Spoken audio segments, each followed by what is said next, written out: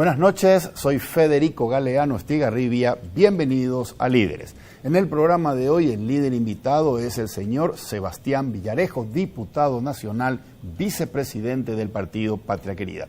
Con él vamos a conversar acerca de la delicada situación sanitaria que estamos viviendo en este momento en el país y cuál es el impacto que tiene esto en la política nacional y en las próximas elecciones. Como siempre, empezamos el programa agradeciendo a las empresas auspiciantes. Banco GNB, caminamos juntos desde 1920. Split Tokyo, el aire superior con el pacto de confianza NGO. Coexma SRL, creando ambientes corporativos desde 1998. Luego de la presentación del programa y de nuestros auspiciantes, conversamos con el señor Sebastián Villarejo aquí en Líderes desde los estudios de ABC TV.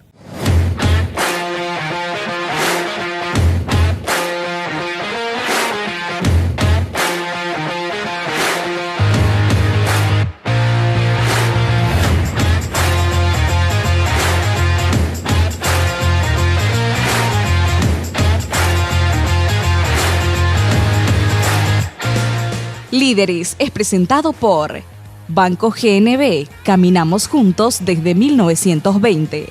Split Tokyo, el aire superior con el pacto de confianza NGO. Coexma SRL, creando ambientes corporativos desde 1998. Todo empieza con un paso, o con una simple idea que imagina el futuro, o con un saludo que transmite confianza. Y por eso, hoy iniciamos nuestro camino para convertirnos en el mejor banco del Paraguay, porque somos herederos de una gran historia, con raíces sólidas, que siguen creciendo gracias al compromiso de seguir caminando juntos, paso a paso. Banco GNB, caminamos juntos desde 1920. Este Split no viene del futuro, pero parece. Su poderoso motor de 4 velocidades lleva el aire más lejos con la función iClean, que elimina restos de agua del evaporador, y iFeel para mayor confort. Frío en menos tiempo, aire más limpio. Algunos dirán que este Split tiene aires de superioridad, y tienen razón. Split Tokyo Extends, el aire superior.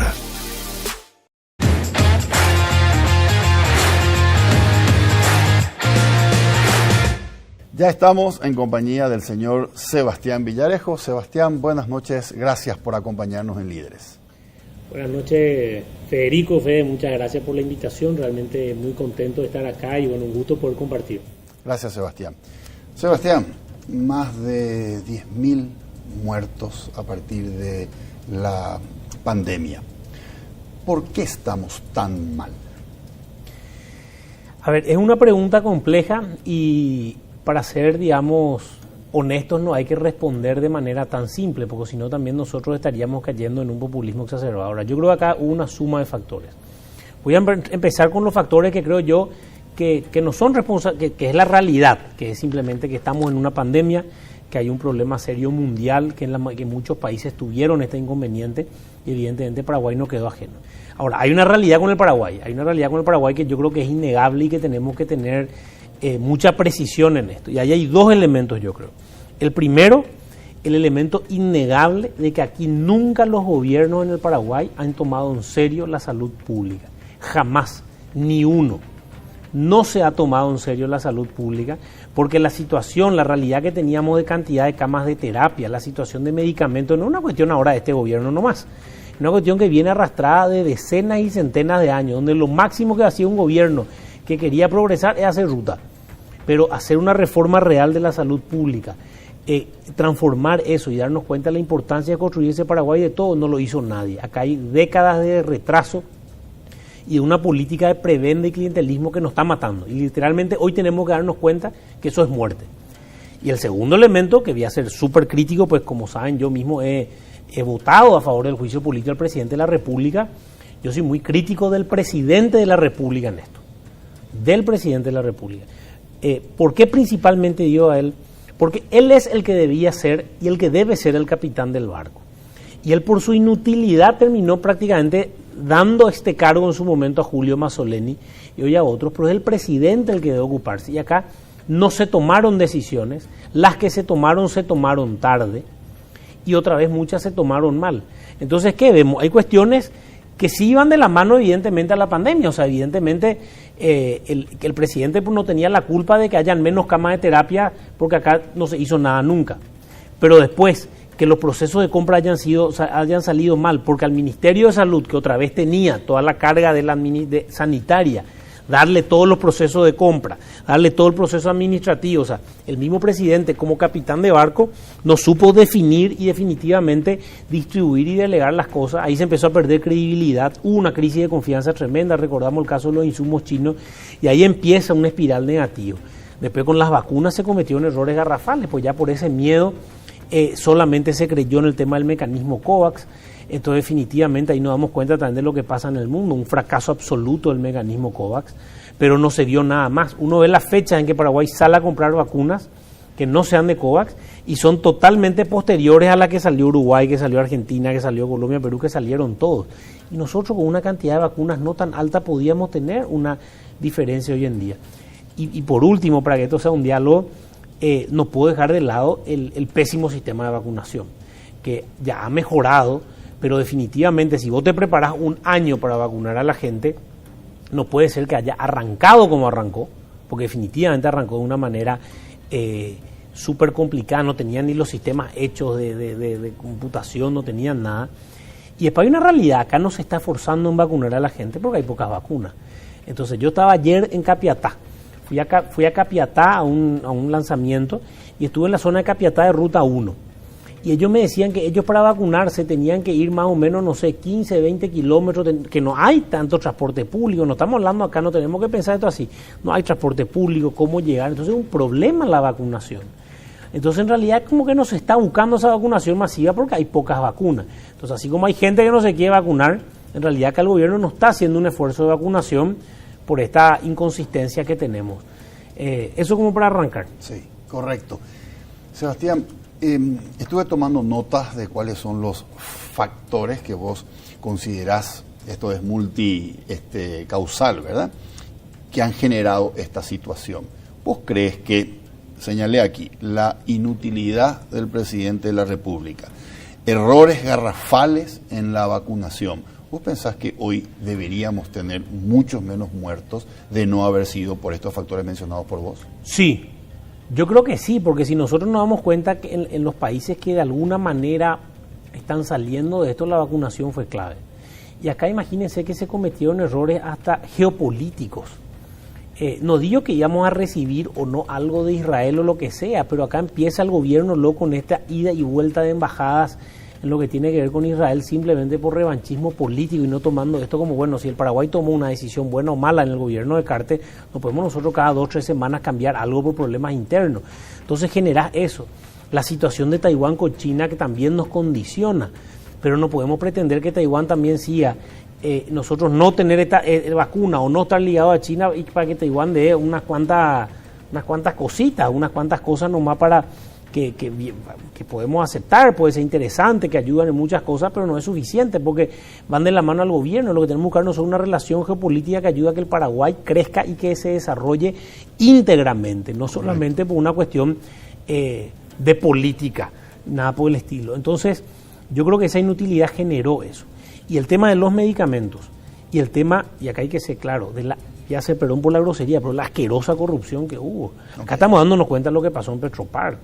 Nosotros hemos presentado una enorme cantidad de denuncias a un grupo de diputados de diferentes partidos que hemos trabajado en conjunto y realmente es grotesco. Es como que en estos momentos de pandemia todos podemos darnos cuenta que se pudo ver lo más digno del ser humano, con todo el esfuerzo, la generosidad, la solidaridad del paraguayo, pero también podemos ver lo más miserable del ser humano, con gente que que lucró, fue corrupta, robó en un momento como este. Y eso es imperdonable y el presidente de la República ahí fue lento en todas las señales. Y en un momento dado de crisis uno necesita espalda, necesita credibilidad, necesita apoyo. Y él se autodestruyó protegiendo amigos, protegiendo sectores y quedando solamente ligado a su articulación político-partidaria. Ok. Sebastián, yo te pregunté al principio por qué estamos tan mal. Y me mencionaste un conjunto de causas. Por ejemplo, la inutilidad del presidente, los errores con la vacuna, los errores geopolíticos, la corrupción asquerosa. Ahora, todo esto es consecuencia de un gobierno que no está allí por imposición de las botas ni por imposición celestial, está allí porque nosotros los votamos. Es decir, nosotros votamos un sistema que incluye esta asquerosa corrupción, que incluye personas de dudosa habilidades para liderar un país y menos en contingencias como esta. ¿Estamos tan mal porque votamos mal? Sí, hay que decirlo, porque definitivamente hay un proceso de construcción ciudadana que todos debemos involucrarnos en generar. Para generar una revolución positiva en el Paraguay, una revolución cultural, nosotros necesitamos un proceso de construcción de ciudadanía. Un proceso de construcción de ciudadanía, ¿a qué se refiere? Que de repente mucha gente está, yo siempre digo, y me incluyo, o sea, todos en algo somos indiferentes, en lo que no conocemos, en lo que no sabemos que ocurre, ¿verdad? Tenemos indiferencia. Y había una gran indiferencia hacia lo público en nuestro país, una gran indiferencia. Entonces, más que elegir, se votaba nomás. Yo creo que hoy el desafío que tenemos, todo lo que tenemos espacio de liderazgo, donde tenemos, sea en el periodismo, en la política o donde sea, es que en una situación como esta, yo creo que nuestro pueblo y mucha gente en el Paraguay ha salido de la indiferencia. Ha salido de la indiferencia porque hoy siente dolor, porque ha perdido familiares, siente dolor y sufre, tiene problemas económicos reales, le falta comida, tiene indignación por esta corrupción, tiene rabia por la gente que dirige y no actúa. Y esa indignación, esa rabia, ese dolor que sienten, nosotros con liderazgo debemos demostrar que hay esperanza. Y así como el calor se transforma en energía, que esa indignación y rabia se transforma en una fuerza capaz de transformar el mundo y una fuerza capaz de transformar nuestro país. Tenemos que buscar eso, porque en estos momentos también van a haber liderazgos que van a construir mesianismo, populismo, que van a querer decir que la democracia no es el camino, que van a intentar instalar hasta conceptos dictatoriales, y eso vemos en liderazgos políticos. Pero ahí es donde tenemos que venir con convicción de decir que hasta la peor democracia es mejor que cualquier otro tipo de forma de gobierno, la democracia donde nosotros dirigimos. Pero también darnos cuenta como ciudadanos, y acá no hablo como político, que si después de este año y medio nos damos cuenta que si no nos metemos en política, la política se mete con nosotros, es porque ya tenemos un nivel de necedad tremenda. ¿Por qué? Y meterse en política no es ser candidato, meterse en política es saber qué pasa, involucrarse, opinar, dar una opinión, hablar con la gente, sumar, apoyar, decir lo que uno cree, enojarse, putear, todo, votar como mínimo. En la democracia el voto es el primer paso de la ciudadanía, porque el precio de la democracia es la eterna vigilancia, como decía Thomas Jefferson. Pero y hoy tenemos que darnos cuenta de eso. Es como que yo suelo decir ahora y le hablo a los jóvenes, ¿quién decidió que nos quedemos todos en nuestras casas? Y la política decidió, evidentemente la política sanitaria, fue un presidente de la República que fue votado a través de un ministro. Si era otra persona, y no estoy juzgando la decisión, lo que digo, ¿cómo se tomó esa decisión? Porque hoy las aulas, el sistema educativo está calamitoso por la política. Si hoy no tenemos conectividad, habiendo tenido más de 200 millones de dólares del FEI parado hace 3 o 4 años de proyectos aprobados para generar conectividad, sea vía Ministerio de Educación con el FEI o vía MITIC con el tema del préstamo del BID, más de 200 millones de dólares, y estamos un desastre en conectividad, sabiendo que la conectividad es la nueva electricidad en un mundo que tenemos que construir como paraguayos, es por la política. Entonces, si no vemos eso y no nos damos cuenta, hoy más que nunca, que cuando murió nuestro familiar, cuando tuvimos que gastar millones de guaraníes en terapia, o millones de guaraníes por remedio, o vemos la vergüenza de que un remedio acá tenga un precio y cruzando la frontera tenga otro, y no nos damos cuenta de que eso es por no involucrarnos. Porque si nos involucramos y votamos y vamos eligiendo y premiamos y castigamos ambas cosas, va a ser muy difícil volver a construir. Y yo estoy confiado y con demasiada esperanza de que este año y medio va a lograr ese despertar, esa chispa de que con esa rabia y dolor que hay, se va a elegir. Ok, ahora Sebastián, esa rabia, ese dolor y esa indignación que mencionaste, también le toca al Colorado, porque el Colorado también tiene parientes que han fallecido. Entonces también es víctima de este sistema, como bien dijiste, clientelista y prebendario, que es sinónimo de muertes. pero por otro lado siente que se está atacando a su partido como gran responsable de todo este cataclismo. ¿Qué pensás que va a hacer el Colorado en este momento?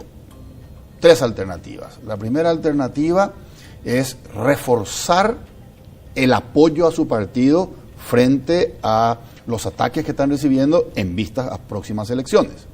La segunda alternativa sería elevar su voz de protesta dentro del partido exigiendo cambios de liderazgos. Y la tercera es salirse. Me salgo de la política, yo ya no confío, soy víctima de lo que ha pasado, entonces me salgo. ¿Qué pensás que va a pasar con el Colorado? Yo creo que van a pasar las 3 cosas. Van a pasar las 3 cosas dependiendo la persona, ¿verdad? Y está bien, lo que es importante es que esto también haga que todos nos despertemos, que el Colorado, el liberal, el que está en el tercer espacio, acá lo que tiene que haber, no podemos continuar con el status quo. Okay. Acá tiene que haber un movimiento y algo que rompa un poco lo que estaba pasando con este sistema politiquero, no digo ni sistema político, ¿verdad? Y acá yo como siempre digo, y esto lo he aprendido de que soy concejal, esta no es una cuestión de colores. Yo creo que acá el camino no es atacar al Partido Colorado, ni al Partido Liberal, ni a la izquierda, ni a la derecha, porque es como que nos estigmatizamos y estamos queriendo construir pequeñas militancias fanáticas que lo que hacen es que no nos podamos unir como paraguayos. Yo creo que es un error eso.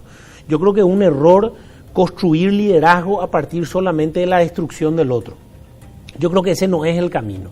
Yo creo que Paraguay hoy, como siempre dicen, está viviendo una guerra, que es el tema sanitario y principalmente, y la situación en la que estamos, donde hay compatriotas sin techo, compatriotas con hambre.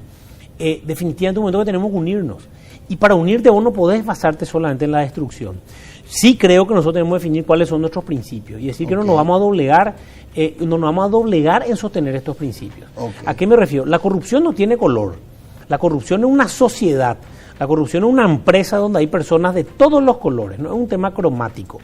Y nosotros tenemos que atacar eso de sobremanera y tenemos que meter honestidad, pero también eficiencia en la gestión pública. Y también definitivamente, porque me hablas del Partido Colorado, sí decirle a los colorados que están acá, se traiciona al Partido Colorado al votar a quienes traicionan a su partido. La forma de ser fiel a principios y a valores no es al color, no es al nombre, es a lo que dice ese estatuto y esa fundación. Uno lo que tiene que votar el modelo de país. Uno lo que tiene que votar son los valores y principios republicanos que se sostienen. Y eso para cualquiera. Entonces yo creo que es el momento y yo creo que más que nunca confío en una nueva generación, confío en el pueblo paraguayo que ya no van a votar por color.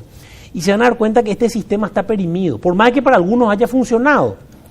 Porque hoy podía ser el más millonario del Paraguay, o podía ser el mejor amigo de un presidente seccional, de comité o lo que queramos.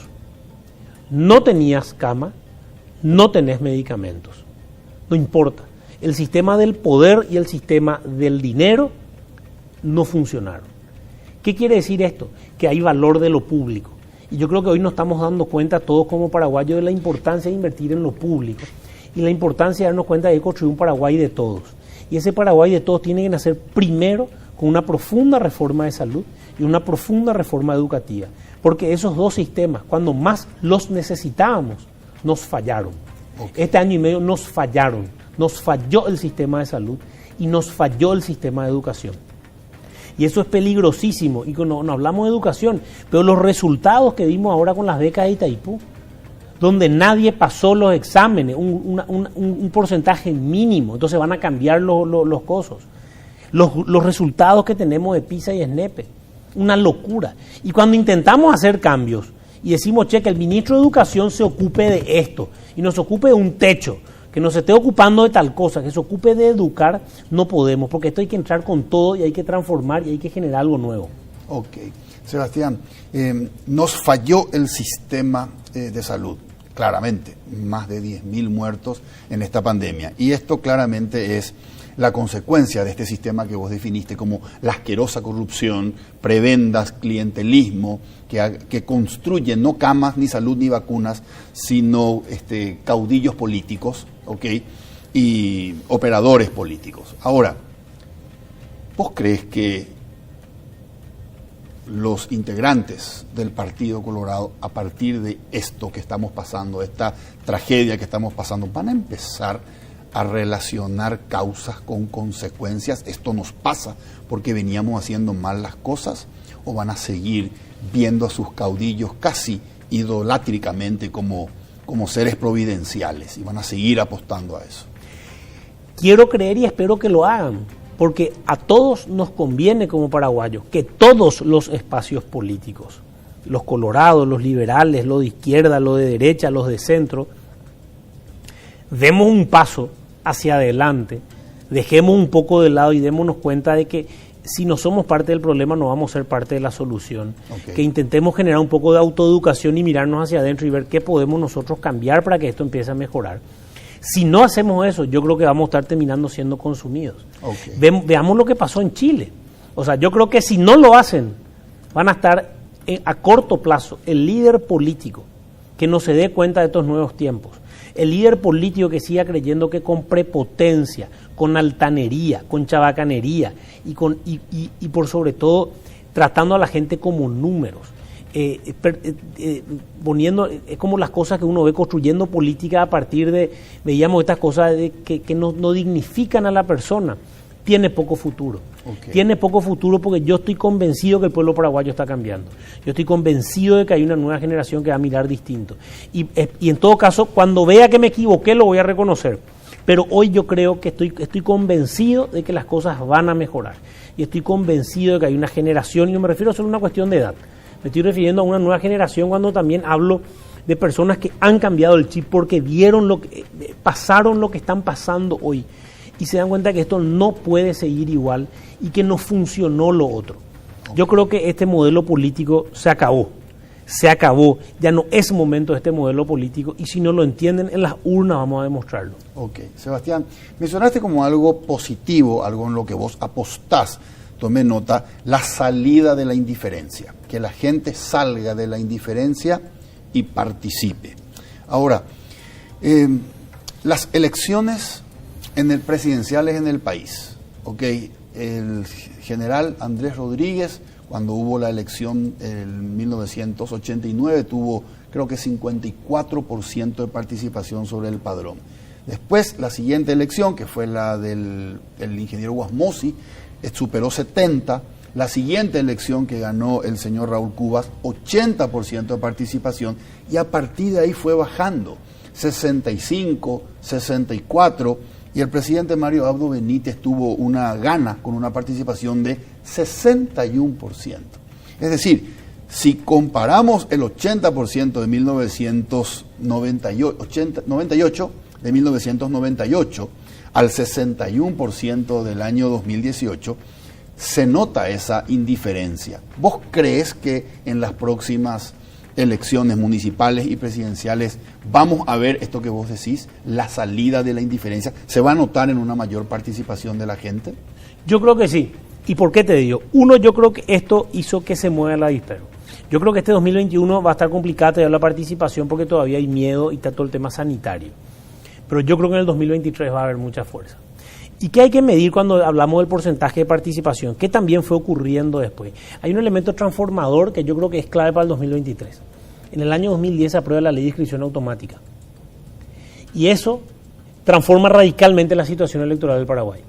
Porque antes vos para inscribirte tenías que irte o venía alguien a los colegios o algo así. Hoy todo el que tiene 18 años está automáticamente inscrito. Eso hizo que nuestro padrón tenga un crecimiento tremendo. Ponete a pensar que 1.700.000 electores más o menos habían en el 2008. 1.700.000 okay. en el 2008. Y posiblemente en el 2023 ya lleguemos a 5 millones de electores. Hubo 4.200.000 electores en el 2018 con Marito, justamente. Entonces, ¿qué ocurre? Hubo un tremendo crecimiento de padrón. Entonces, evidentemente la participación ahí baja porque estamos hablando, el problema que tenemos que los jóvenes de repente no estaban yendo a votar profundamente. Pero si uno ve lo que ocurre y ve los votos, hay una realidad contundente cuando uno analiza los votos al Senado. Porque el voto al Senado es como el voto duro. Porque en la presidencia finalmente hay un mano a mano. Entonces de repente uno vota a alguien, aunque no es que le quiere, o no es su mejor candidato, pero entre las dos opciones vota, ¿verdad? De alguna manera. Y uno ve los votos al Senado y por más de que el padrón de 1.700.000 pasa a 4.200.000. Imagínate lo que crece el padrón desde el 2008 al 2018. Brutal, no es lo que se duplica y otra vez como un 30% más. Se mantienen los votos de los partidos tradicionales, no crecieron. Por más que se haya duplicado el padrón, los votos se mantuvieron. El Partido Liberal estuvo de 500.000, 580, 540 en el Senado. Y el Colorado en el Senado siempre está por los 800 y algo mil. Entonces, ¿qué ocurre? Hay una profunda dispersión de votos en otros espacios, profunda dispersión, pero por sobre todas las cosas nos damos cuenta de que si incluso se mantiene un 65% de participación y hay un padrón de 5 millones de electores, votarán 3.300.000 paraguayos. E incluso sin que logremos ampliar el margen de participación, habrán 2 millones de paraguayos que no son voto duro de nadie. 2 millones de paraguayos que van a elegir, que no son esos votos duros, que existen de la estructura. Hay 2 millones de paraguayos que van a elegir a quién votar con total seguridad. Y yo creo que ahí hay una profunda posibilidad de cambio. ¿Le das 1,5 millones de votos duros al Partido Colorado? No, el Partido Colorado a presidente, 1 millón. 1 millón. 1 millón a presidente. Ok. Sebastián, retrocedo un poco sobre algo que dijiste recién. Este modelo está terminando. Ok.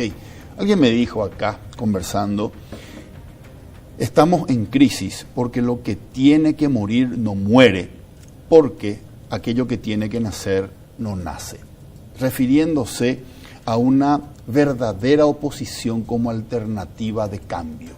Para que esto muera, tenemos que percibir que hay una oposición como alternativa de cambio. Y en este momento cuesta encontrar esa oposición, porque como vos bien dijiste recién, la corrupción no es un problema cromático. Vemos a gente que supuestamente es la opción de cambio, como más de lo mismo, pero con diferente color. Y si a eso le sumamos quienes proponen un cambio con objetivos no tan democráticos, que también mencionaste, como que tira a pensar más vale mal conocido. ¿Cómo va a morir esto si no vemos una oposición como alternativa de cambio real? Yo creo también que este es un proceso donde no es que algo termina de morir y algo termina de nacer. En realidad es un proceso conjunto, porque también tranquilamente uno puede iniciar proceso de cambio y tranquilamente se destruye todo 5 años después. O sea, este es un eterno vaivén donde en realidad las dos cosas conviven y lo que hay que lograr es frenar el crecimiento de algo que está destruyendo nuestro país. Okay. O lo que suelo decir, acá no hay que vender humo y mentirle a la gente. Un gobierno serio, comprometido y transformador en el Paraguay, lo que puede llegar a lograr por sobre todas las cosas es que un árbol que está creciendo torcido lo pongamos recto. Y después entonces que empiece un crecimiento sostenido hacia arriba. Porque necesitamos reformas estructurales que van a ser dolorosas.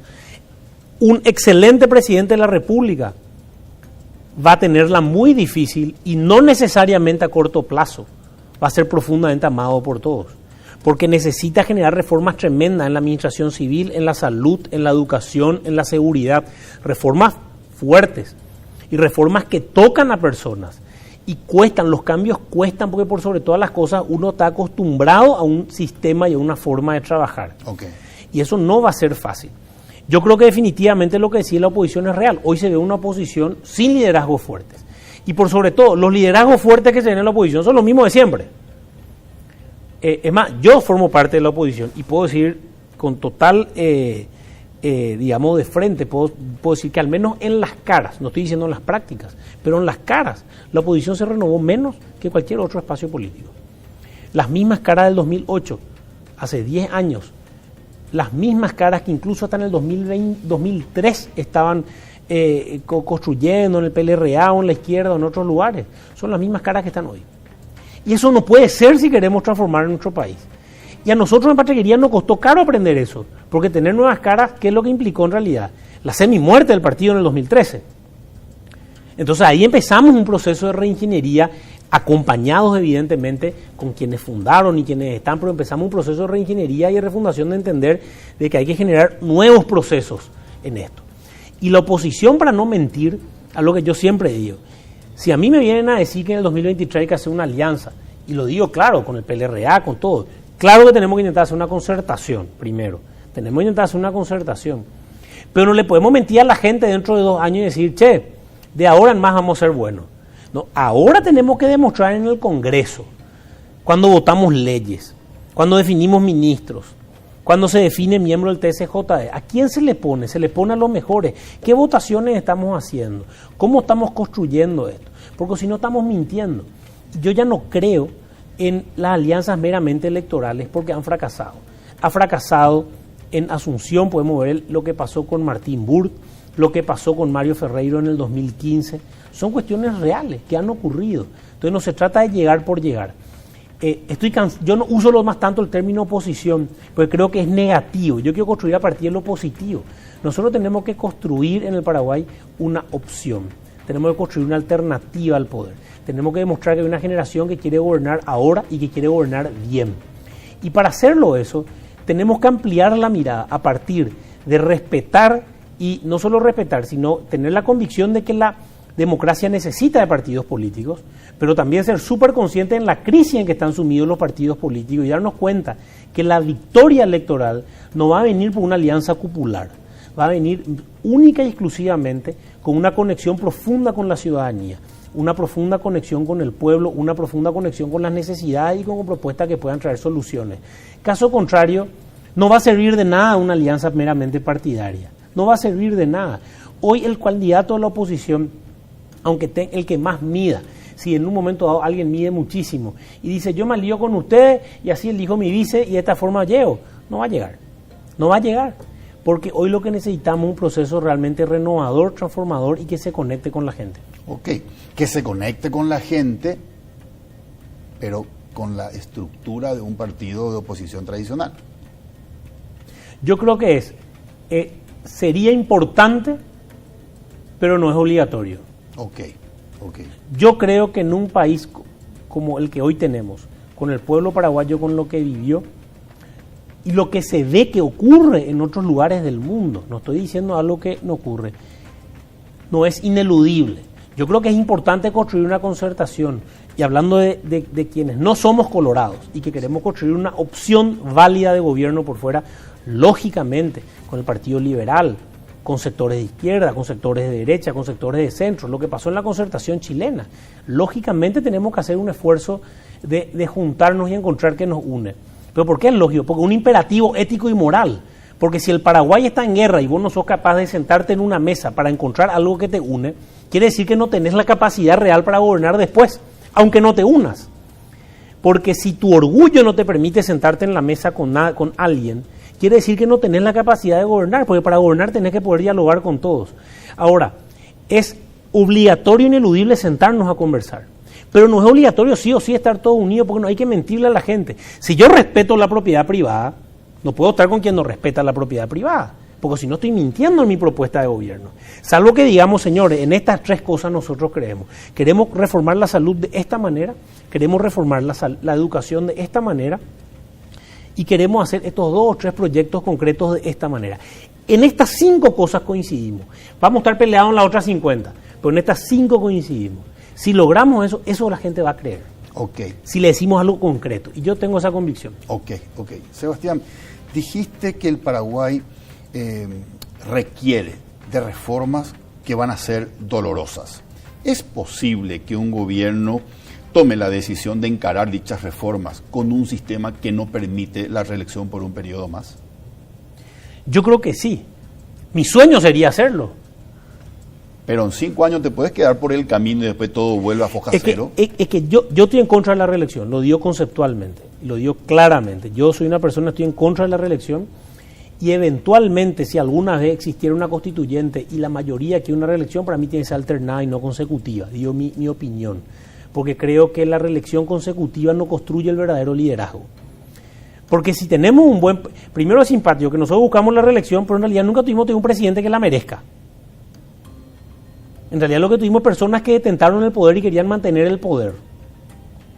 Porque ni uno, sea cualquiera de todos, merecía realmente. Claro. Ahora, era si una te cuestión... toca a vos ser presidente y te toca a vos encarar esas reformas dolorosas que posiblemente no te conviertan en el presidente más popular, pero posiblemente la gente se dé cuenta que esto tiene un sentido, tiene un destino, y vos te vas a dar cuenta que muchas de esas reformas, para que empiecen a aprender resultados, requieren de un proceso que supera 5 años.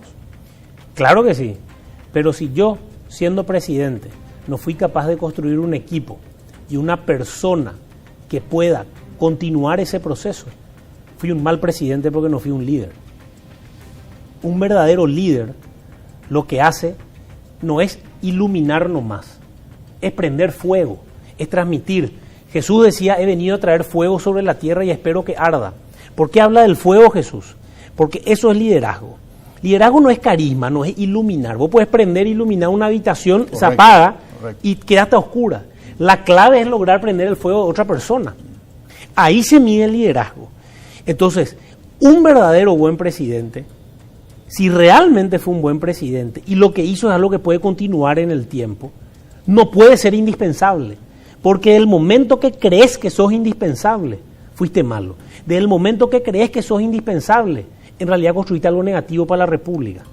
Construiste algo negativo porque no va a permear en el tiempo. Ok.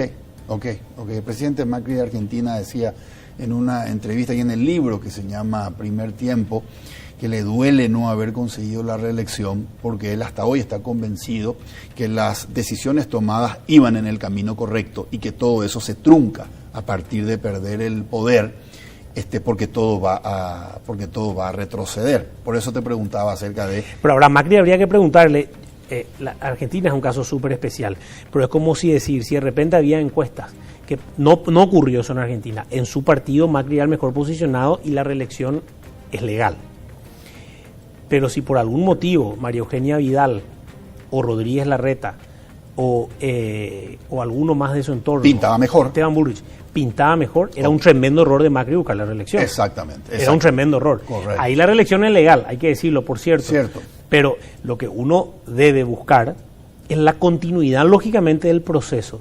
Y te voy a decir algo, voy a hacer un ejemplo, la concertación chilena. Chile ahora tuvo una crisis tremenda, pero es innegable que el proceso de Chile después de Pinochet, a partir del no, y la construcción de la concertación chilena, con espacios totalmente unidos desde la izquierda a la derecha, poniendo claro qué cosas no tenían que hablar, tuvieron reelecciones consecutivas de presidentes distintos manteniendo políticas de gobierno. Correcto. Estuvo Aylwin y Frey, después tuvo Lagos y Bachelet, sí, y después entra la crisis de la concertación, pero habiendo estado 4 periodos de gobierno, y después el quinto es la primera vez que pierden cuando gana Piñera la primera vez contra Frey en su segundo intento. Pero estuvieron 4 periodos de gobierno, cambiándose presidente tras presidente, pero con una línea común de construcción. Okay. Eso es lo que tenemos que buscar acá. Okay. Si Aylwin buscaba la reelección, moría el proceso chileno. O si Frey decía, tengo que cambiar la ley para buscar la reelección. Ahí moría todo ese proceso. Correcto, que vivió Chile. Correcto. Sebastián, decías recién que esta indignidad en la ciudadanía es caldo de cultivo también, aparte de para cambios positivos, podría ser cambio positivo para oportunistas de la política que vengan a pintarnos que la democracia no es luego la mejor alternativa. ¿A quién te referís? A muchos. Yo creo que, y acá no hay que pensar solamente en los famosos, porque de repente queremos concentrarnos solamente en las personas famosas, entre comillas, o los grandes líderes políticos. Acá hay un problema real que está ocurriendo en nuestro país en muchos lugares, que a partir de la indignación, a partir de la rabia, se quiere construir, se quiere romper con lo que yo sí creo que hay que mantener, que un sistema republicano, un sistema donde existe la ley, donde hay que respetar la ley. Acá la única dictadura que vale es la de la ley. No es correcto acá alentar invasiones, no es correcto aquí alentar que no se respeta la propiedad privada. Hay que comprender que aquí lo que tenemos que buscar, y al menos no es mi convicción y la convicción de muchos de nosotros, es que el motor del desarrollo es la iniciativa privada. Entonces, cuando definitivamente acá se quiere construir un Estado que solamente subsidie, un Estado que solamente genere prebenda, un Estado que no impulse y no se dé cuenta que la forma de construir dignidad a través del trabajo no es a partir del subsidio, donde no tengamos un Estado que deje de festejar dar más subsidios. Lo mejor que podríamos tener un Estado que festeje dar más trabajo y que por ende empiece a reducir la cantidad de subsidio porque da más trabajo. Si nos rompemos esa lógica, lógicamente hay liderazgo de todo tipo. Y vemos desde Paraguay o Cuba con la construcción, de, por lo menos que él claramente lo dice, de anarquía y de crítica directa al proceso y a la democracia como tal, cosa que yo creo peligrosa, como también sectores profundamente radicales que están queriendo, yo creo, destruir bases mismas del republicanismo y las bases mismas que llevaron al desarrollo a los países que realmente se desarrollaron en el mundo. Okay. ¿Y cuál es tu opinión respecto al éxito que puedan estar teniendo o no esos líderes para formar una masa que los apoye y que los siga? Si tienen éxito es por culpa nuestra, no hay que culparle a la gente. Es porque nosotros, quienes también tenemos que ocupar espacio de liderazgo, nos presentamos una opción y no venimos a decir, señores, aquí a partir de la indignación hay que dar más pasos. No se acaba todo en la protesta. Es como que decir de la indiferencia que se vive, empezamos a vivir lo que estamos hablando, la indignación, la rabia, el dolor, el sufrimiento. Y eso tenemos que convertirlo en algo. Y el primer paso es animarte a protestar. El primer paso es animarte a salir a decir y a protestar, no quedarte nomás con la rabia. Y yo creo que eso la ciudadanía está logrando y muchos líderes políticos se quedan en la protesta. Solo criticar, solo estar tirando cosas y todo está mal. Alentar solamente la protesta. El desafío de la protesta es pasar la propuesta. Okay. Proponemos algo. Y no quedarnos incluso ahí. Comprometernos y actuar. Porque no quedarnos en el laiqueísmo. Y yo confío que el pueblo paraguayo va a descubrir y va a señalar y va a evidenciar y va a darse cuenta quiénes son líderes políticos que proponen, se comprometen y actúan, y que no están solamente para esa primera parte. Son importantes, claro, pero para gobernar no es suficiente ser el protestón. Para gobernar hay que decir, estamos acá, queremos ir allá y este es el camino. Eso es gobernar. Okay. Lastimosamente últimamente, ejemplo, el presidente Mario Abdo Benítez no gobierna. El presidente Mario Abdo Benítez, ¿qué hace? Administra el poder. Entonces, ¿qué administrar? Simplemente que la burocracia pública continúe y que continúe por la lógica de la inercia. Eso no es gobernar. Gobernar es decir, estamos acá, quiero estar allá, este es el camino, dirigir el país. Dirigir con una visión clara, que muchos pueden estar en contra, pero van a respetar la convicción y la visión clara. Eso necesitamos. Ok, Sebastián, estallido social en Chile, rebelión en Colombia, ¿podríamos tener algo similar aquí? Yo creo que en Paraguay hay grandes movimientos sociales, es innegable. Lastimosamente, estos movimientos, cuando digo movimientos sociales me refiero a que definitivamente no podemos cerrar los ojos a lo que ocurre y es real y evidente. Las manifestaciones que hubieron por el tema del juicio político, uno se da cuenta también la diferencia que hubo en las primeras a cuando justamente la politiquería se empezó a meter y construye explosiones sociales, ¿verdad? Eso ya es diferente. Ahí te das cuenta que ya hay una manipulación, pero que esa manipulación que yo creo que existe, no nos cierre los ojos a ver que hay un movimiento atrás, que hay algo, y que la gente ya no puede, nosotros, el pueblo, todos, por eso digo que este sistema perimió, este sistema no sirve. Nosotros tenemos que darnos cuenta, todos juntos, que es perentorio y es obligatorio empezar a construir un Paraguay de todos. Y cuando me refiero a un Paraguay de todo, un Paraguay que no tenga privilegios. Y bajemos a tierra. Es como decir, señores, yo no puedo creer que hasta hoy en día no se haya priorizado el transporte público. Yo no puedo creer que no tengamos un tren cercanía o por lo menos un transporte público masivo de personas que funcione.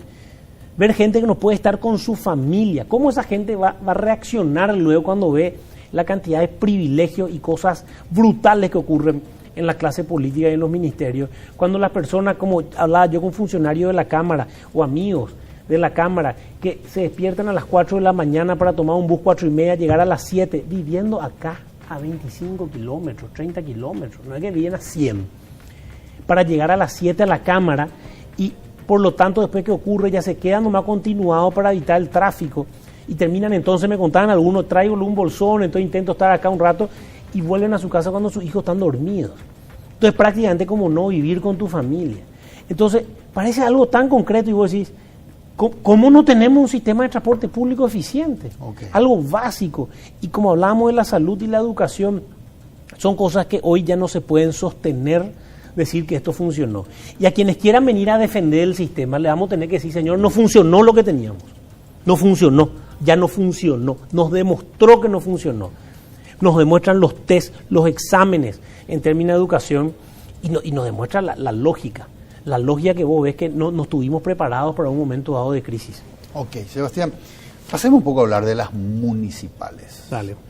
Patria Querida, ¿en cuántos distritos está postulando a candidatos a intendentes? Patria Querida es el partido político, después del Colorado y Liberal, que más candidaturas en más distritos de la República tiene. Porque el Frente Guazú es una concertación. Cierto. El Frente Guazú no es un partido. Correcto. Hay varios partidos allá adentro. Patria Querida es el partido con mayor cantidad de candidaturas y mayor cantidad de distritos. Estamos en 118 distritos con candidaturas propias o formando parte de una alianza donde hay un candidato de Patria Querida como candidato a concejal. 118 distritos que representan prácticamente el 75% de la población paraguaya donde hoy tenemos candidatos. Okay. Vamos a ver evidentemente luego el resultado electoral porque no es fácil. En las municipales, por sobre todas las cosas, el construir un espacio político por fuera de lo tradicional tiene sus complicaciones, sus dificultades a lo largo y ancho de la República, pero estamos convencidos que este es el camino para ir construyendo un proyecto político. Nosotros no buscamos afiliaciones masivas. La mayoría de estos candidatos, pero te lo digo, la mayoría, sí, por no decir no me equivoco al decirte el 80% a 90%, no son afiliados de Patria Querida. No son afiliados. Y no le pedimos afiliación. Nosotros lo que hacemos es, si hay una persona que quiere transformar su ciudad, y que sea eficiente, que sea honesta y que quiera generar esa transformación y que sepa que en Patria Querida hay un proyecto político, no una mera plataforma, un proyecto político transformador y que revolucione positivamente las estructuras que tiene nuestro país, está invitado. Correcto. ¿Cómo decide Patria Querida al candidato a intendente? Por ejemplo, Sebastián García va a ser candidato por Patria Querida para intendente de Asunción. Muy bien. En primer lugar hay que ver quién quiere ser. Y al hablar de quién quiere ser, depende de cada ciudad. Okay. Porque tenés situaciones donde hay varios que quieren ser y tenés situaciones donde hay pocos quienes quieran ser. En el caso de Asunción, el coraje de Sebastián García para animarse a ser candidato a intendente de Asunción es algo que yo admiro y me pone orgulloso porque Seba es un amigo mío desde joven. Y Asunción hay poca gente que se anima a decir quiero ser candidato a intendente. Poquísima. Y en este caso lo que valoro es el coraje que él dijo yo. Y levanta la mano y se juega y hoy está haciendo el camino que está recorriendo. Para mí es hasta emocionante decir en quienes nos toca hoy estar en el Congreso en Patria Querida, Estefan, senador, sí, Seba García, diputado y yo también diputado, nos conocemos de los 17, 18 años. Hemos estado en lugares como Corazones Abiertos, Juventud que se mueve, misiones universitarias, en muchas de estas cosas. Hemos construido justamente y poder estar en un espacio así para mí, con otros amigos que nos rodean o personas que nos rodean, es realmente algo que realmente emociona y a los jóvenes que ven este programa le digo, uno construye lo que es desde el colegio y de ahí empieza a forjar. Y ni qué decir también con Fidel, Rocío, con Dani que nos conocemos de la Fundación de Patria Querida hace también como 20 años. Entonces es un espacio que nos motiva. Entonces, ¿cómo elegir los candidatos? La primera pregunta es ¿quién quiere ser? Nosotros candidaturas a intendente tenemos unas 30. Nosotros nos hemos focalizado, sí, principalmente en las candidaturas a concejales a lo largo y ancho de estos 118 distritos y sí con los candidatos a intendentes decididos que tengan las ganas, el coraje y el ánimo de animarse a enfrentar. Ponete a pensar que en Central, donde tenemos 5 candidatos a intendente que apoyamos, nunca ha existido un intendente que no sea colorado y liberal. Nunca en la historia. Entonces, cuando hoy yo lo veo a Diego Medina de San Lorenzo, a Miguel Villagra en el Pacaraí, a Mario en Mariano, a Ramón Silva en Luque o a Jorge Palazón en Lambaré, cuando lo veo a ellos, veo un coraje que entusiasma y que emociona y que nos dice que en el 2023 también tenemos que jugar nosotros. Entonces, muchas veces no es que uno elige cómo elige un candidato a intendente, es el candidato a intendente el que viene y elige el proyecto político donde sabe que va a poder trabajar sin que le aten las manos y por sobre todo un proyecto político que le va a hacer el aguante y potenciar una gestión que ayude a transformar su ciudad. Ok. Ahora, Sebastián, la gente dice lo siguiente, así como vos dijiste hoy, que la participación mata estructura, la gente opina que la división de la opción de cambio, la división, mata alternancia. ¿Por qué no hay posibilidades, o no se vislumbra por lo menos, de una candidatura que represente la alternancia en la Municipalidad de Asunción que una a la oposición? A ver, yo creo, como lo dijo, y uso las mismas palabras de Seba García en un debate, Yo creo que definitivamente hay que buscar la unidad. Y hay que hacer el esfuerzo, como dije antes, de sentarnos a ver si podemos construir. Okay. Pero acá quiero decir algo en claro. En Asunción, la alternancia no solo no es suficiente, sino que no sirve para nada. Asunción ya tuvo suficiente alternancia. Asunción le tuvo a un liberal, a alguien de izquierda, tuvo Colorado, de todo tuvo.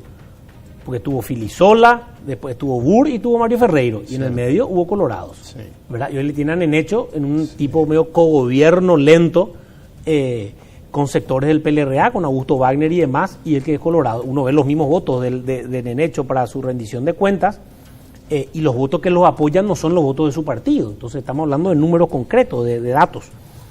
Entonces, a Asunción la alternancia no le salva. Y acá lo que hay que priorizar es cómo empezar a transformar esta ciudad. Entonces, sí, yo que creo que los liderazgos políticos vamos a sentarnos y vamos a intentar llegar a acuerdos, vamos a hacerlo. Pero yo soy muy claro, yo no quiero ganar una elección para fracasar como han hecho otros. Y Sebastián García no quiere ganar una elección para fracasar. Sebastián García quiere ser intendente para ser el mejor intendente de la historia de Asunción. Yo quiero ser presidente para ser el mejor presidente. Diría el mejor presidente de la historia, pues es difícil porque realmente en la historia tenemos presidentes que han vivido cosas tremendas, ¿verdad? Pero por lo menos que puedan decir que acá hubo un equipo que inició un proceso de transformación a la modernidad del Paraguay. Y eso necesitamos hoy. Entonces, esa convicción nosotros la vamos a tener. Y si llegamos a poner, nos vamos a poner condiciones claras. Y nuestras condiciones van a ser muy concretas. Nuestras condiciones están basadas en principios, en valores, en prácticas de gobernabilidad y con hechos concretos previos. Okay. Ese esfuerzo hay que hacer. Pero te voy a decir algo más, que siempre digo, no es una condición sine qua non, como se dice, para ganar, unirnos. Hay que unirse a la gente. Mario Ferreiro gana en el 2015 teniéndole a Ricardo Meyer de candidato por la izquierda por fuera. Luis It gana en el 2015 Ciudad de Encarnación habiendo un candidato liberal por filas del Encuentro Nacional. Miguel Prieto gana Ciudad del Este habiendo un candidato liberal por fuera. ¿A qué me refiero con esto? No se trata de estar todos unidos. Se trata definitivamente de quién representa el sentir de la ciudadanía y logra esa conexión con los mismos y crece. Correcto. Lógico, hay que hacer el esfuerzo de estar unidos con un programa común porque de esa forma vamos a gobernar mejor. Perfecto. Y lo que se necesita es gobernar. Correcto. Sebastián, yo tengo que hacer una pausa y a la vuelta comentame tus planes para el 2023. Si te vas si tenés intenciones de candidatarte para la presidencia de la República, para las presidenciales del 2023. Vamos a hacer una pausa, pero antes permítanme recordarles que los muebles que utilizamos en Líderes son de Coexma SRL, creando ambientes corporativos desde 1998. Hacemos una pausa y regresamos para cerrar el programa con el señor Sebastián Villarejo. Todo empieza con un paso, o con una simple idea que imagina el futuro, o con un saludo que transmite confianza. Y por eso, hoy iniciamos nuestro camino para convertirnos en el mejor banco del Paraguay, porque somos herederos de una gran historia, con raíces sólidas, que siguen creciendo gracias al compromiso de seguir caminando juntos, paso a paso. Banco GNB. Caminamos juntos desde 1920. Este split no viene del futuro, pero parece. Su poderoso motor de 4 velocidades lleva el aire más lejos con la función iClean que elimina restos de agua del evaporador y iFeel para mayor confort. Frío en menos tiempo, aire más limpio. Algunos dirán que este split tiene aires de superioridad y tienen razón. Split Tokyo Extends, el aire superior.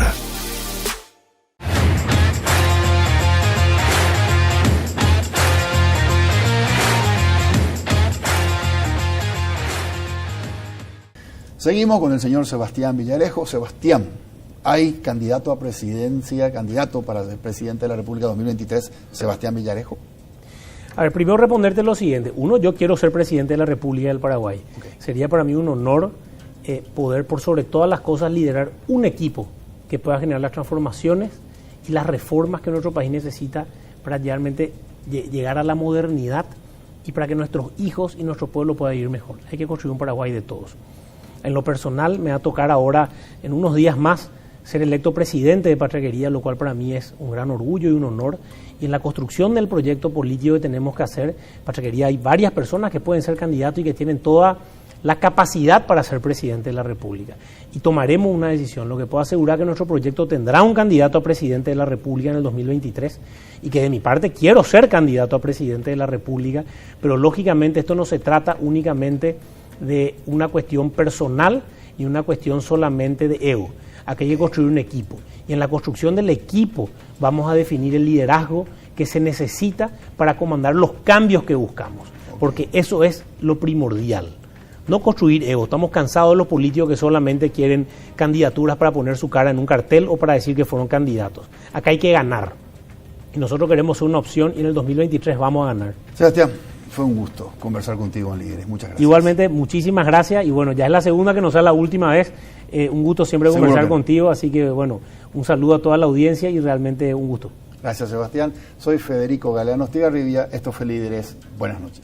Líderes fue presentado por Banco GNB. Caminamos juntos desde 1920. Split Tokyo, el aire superior con el pacto de confianza NGO. Coexma SRL, creando ambientes corporativos desde 1998.